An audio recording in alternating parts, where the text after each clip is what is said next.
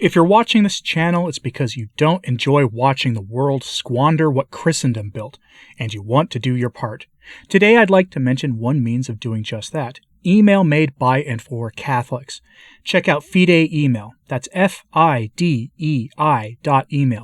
Built for Catholic individuals, families, organizations, and groups. They're private, secure, and of course Catholic. God bless. Pope Leo XIII declared that the theology of St. Thomas Aquinas was the official theology of the Catholic Church. Aquinas lays out a method, a Thomistic method, that is, when you read anything that Thomas wrote, it would always start with positing a question, and then you would get an answer that would lead to the next question, that would lead to the next answer, and on and on and on it would go. That's how most of his writings really were formatted.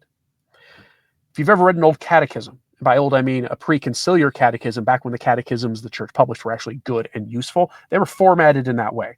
They were very simple ways of answering theological questions. Now, Thomas's writing is not simple. Obviously not. If you've ever tried to read the Summa, you understand why I say that. But it is a question and answer format for a lot of his writings. And Pope Leo XIII declared the theology of Aquinas was the official theology of the Catholic Church. He announced this in the encyclical Aeterne Patris in 1879, at a time of reform of the church led by Leo XIII.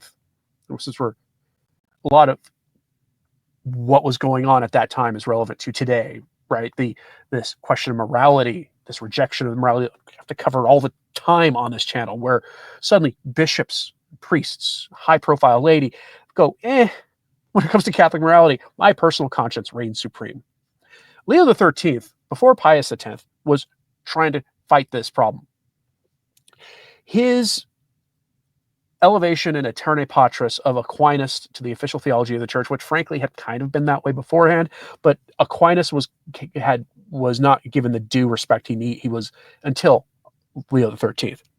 But this was all part of Leo XIII's larger theological corpus of work, including his condemnation of Anglican holy orders, where he said unequivocally they are null and utterly void, which led some Anglicans to go find schismatic Catholic priests or schismatic Catholic bishops, old Romans and others, old Catholics, who had valid holy orders to receive actual ordination and episcopal laying on of hands. So now the issue is a little more murky.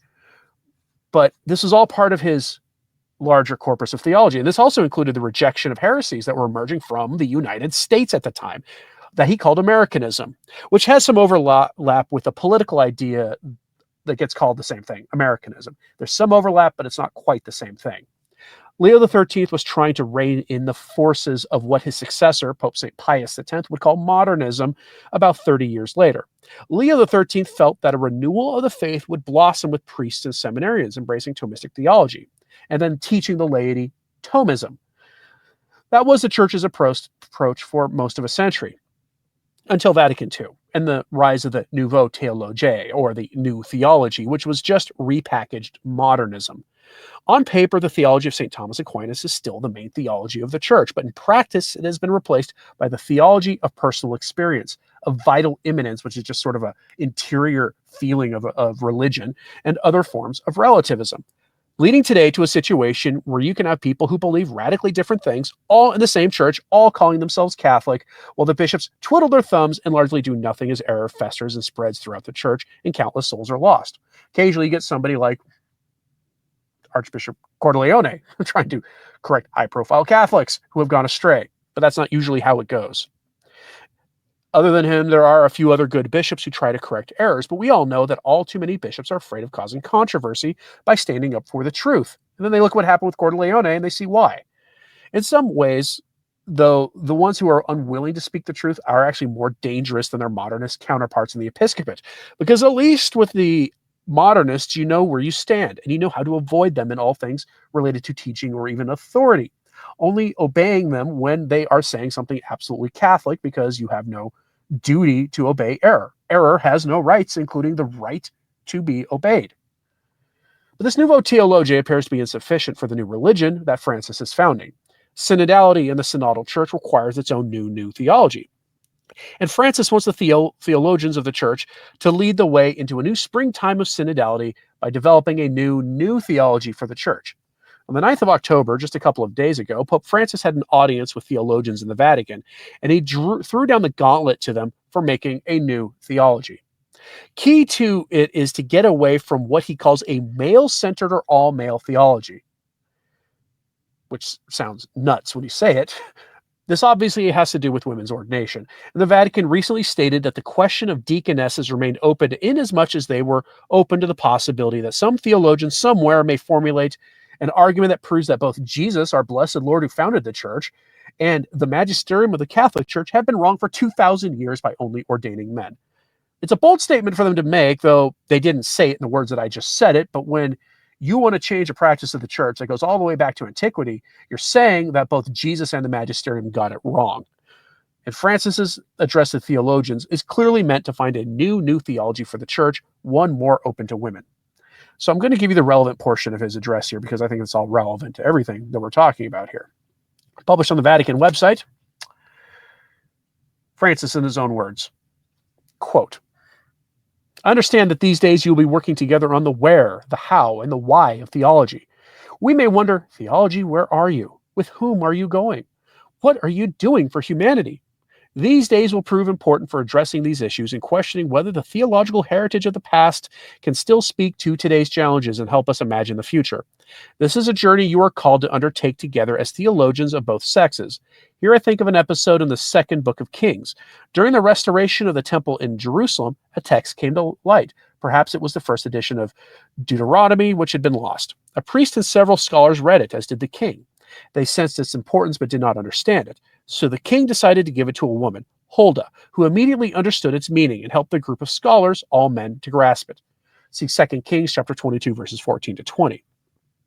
There are things that only women understand, and theology needs their contribution. An all-male theology is an incomplete theology. We still have a long way to go in this direction. And now let me leave you with a desire and an invitation. The desire is this, that theology help you to rethink how to think. I'm going to repeat that. The desire is this, that theology help to rethink how to think.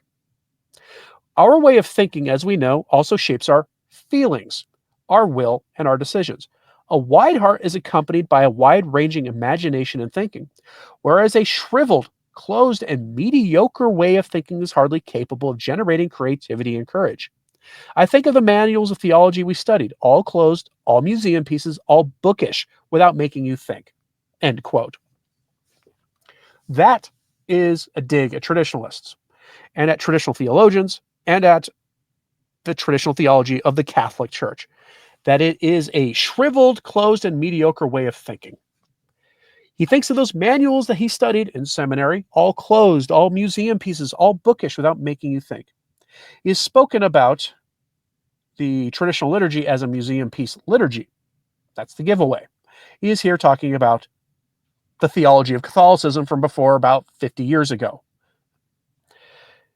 He's being pretty brazen when he says this. And he goes on to say that we can solve this problem of a static all-male theology, by which he means the theology of Catholicism, which he is now denigrating. His solution is to go to secular ideas. It's not the first time he's done this, not the first time he has said this. His idea from secularism is cross-disciplinary studies being brought into theology.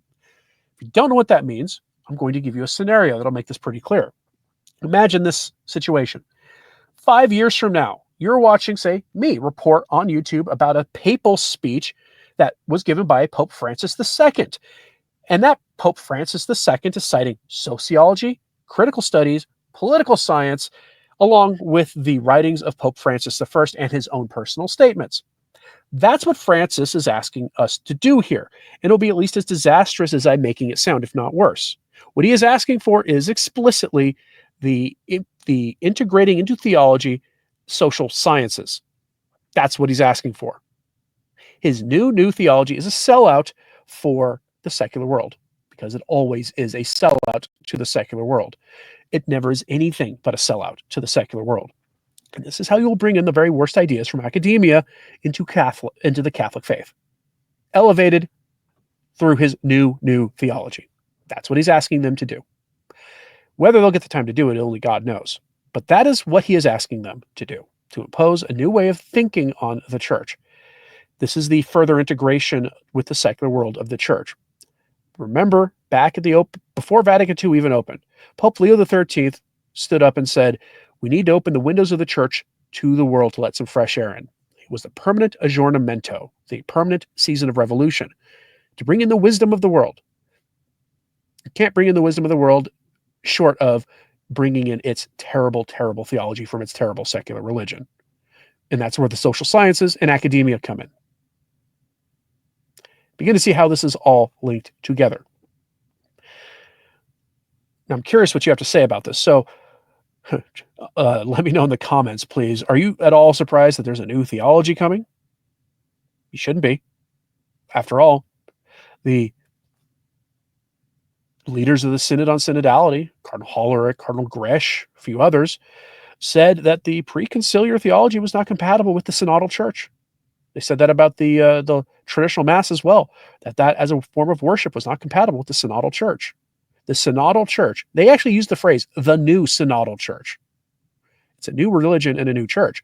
The leadership of the synod themselves said as much. And in their mind, Catholicism, as classically understood, is not compatible with that. So once you understand that, and once you accept that, most of this stuff is no longer all that surprising coming from them, unfortunately. All right, folks, thanks very much for tuning in today. As always, pray for the church and for everybody we spoke about today. I'm Anthony Stine. Ave Maria.